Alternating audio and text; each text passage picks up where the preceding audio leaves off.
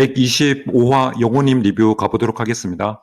리뷰에 앞서 지난 게시판에서 공지드린 내용을 잠시 말씀드리면 이번 주 한국에서 지인들 방문 때문에 여행 일정이 잡혀 있어서 이번 주는 휴방해야 할 것 같습니다. 대신 막방 라방에 대한 리뷰는 게시판에 짧게나마 올리도록 하겠습니다.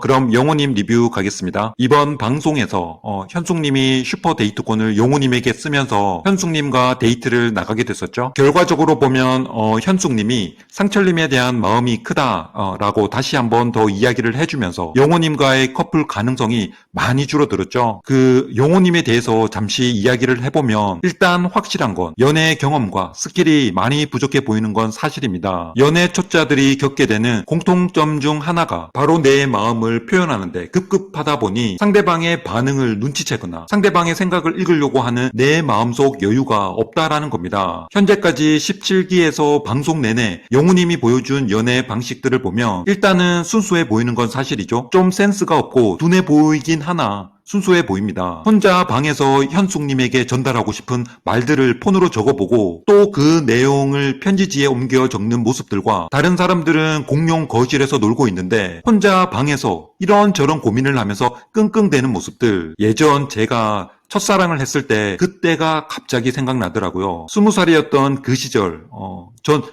제가 누군가를 좋아하면 상대방도 분명 나를 좋아할 거야 라는 착각 속에 빠져 있었던 것 같거든요. 물론 제가 자뻑에 취해 있었다라는 말씀을 드리는 게 아니라 누군가를 좋아하고 연애를 한다라는 부분에 있어서 환상을 가지고 있었던 것 같거든요. 지금은 방송하진 않지만 그때는 매주 금요일마다 TV 문학관이나 드라마 스페셜과 같이 단막극 위주의 드라마들을 방송을 많이 해줬었는데요. 그 중에 간혹 학창시절 풋풋한 첫사랑을 소재로 한 방송들을 꽤나 재미있게 시청했었던 기억이 납니다. 며칠 밤낮을 고민하다 수줍게 고백하는 장면이나 서로에게 애틋한 마음을 가지고는 있지만 결국엔 이어지지 않는 사랑의 모습들, 그리고 대부분의 경우는 남녀 주인공들이 서로에게는 틱틱거리듯 무심하게 대해도 속으로는 서로 좋아하고 있었다라는 내용들, 아마도 저도 그런 방송의 영향 탓이었는지는 모르겠지만 고등학교를 졸업하고 이제 대학교 초입에 있었던 그 시절에 드디어 첫사랑에 짧고 강렬한 통과 의례를 겪게 됩니다. 전 그렇게 생각했거든요. 내가 그렇게 열과 성의를 다하면 분명 상대도 나를 좋아할 거야. 손편지를 쓰고 그녀 집 앞에서 비를 맞으며 하염없이 기다리고 그녀가 좋아한다는 연예인과 비슷한 사람이 되기 위해서 내가 아닌 그 사람의 행동들을 따라하고 똥폼도 잡아보고 거절을 당하기도 수십 차례, 정말 몇 달간 해볼 수 있었던 건 끊임없이 다 해봤었던 꿈과 같았던 시간이었던 것 같습니다. 결국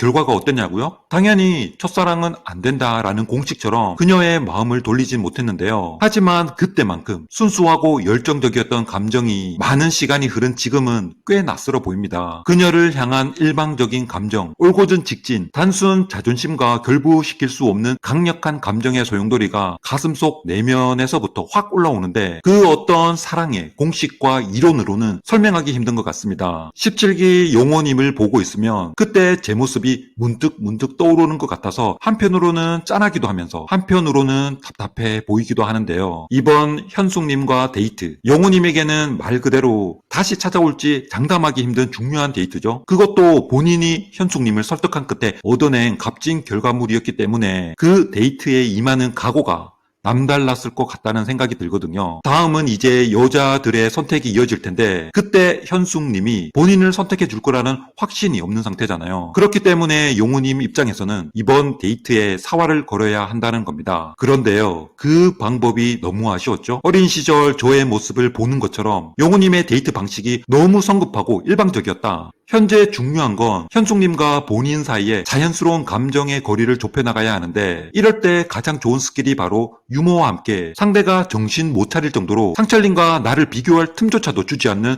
대화의 빠른 전개가 필요하거든요. 물론 그 패턴이 너무 인위적이거나 억지스러워 보이면 안 되겠지만 적어도 이 사람과 대화를 하니 재밌다, 시간이 금방 지나가네, 영우님과 대화를 하는 동안에는 적어도 상철님이 생각나진 않았어 라고 상대방인 현숙님이 나와 함께 있는 이 시간에 집중할 수 있도록 자연스러운 대화를 이어나갈 필요가 있었다라는 겁니다. 현숙님도 영우님의 마음은 충분히 알고 있잖아요. 이 사람이 나를 좋아하고 있고 나에 대한 마음이 간절하다라는 사실을요. 그런 순수하고 진실된 모습이 있었기 때문에 현숙님도 영호님에 대해서 한 번 더 궁금했었던 거잖아요. 그렇기 때문에 어차피 현재 현숙님은 상철님 쪽으로 마음이 더 기울어져 있다면 굳이 그 대화에서까지 내 마음은 현숙님밖에 없고 현재 내 마음을 보여줄 수도 없고 상철님보다도 내 마음이 더 클 것 같은데 이런 다소 무거운 느낌의 고백은 오히려 대화만 딱딱해지고 상대방에게 부담만 가중시키면서 그 자리를 더 불편하게 만든다라는 겁니다. 제가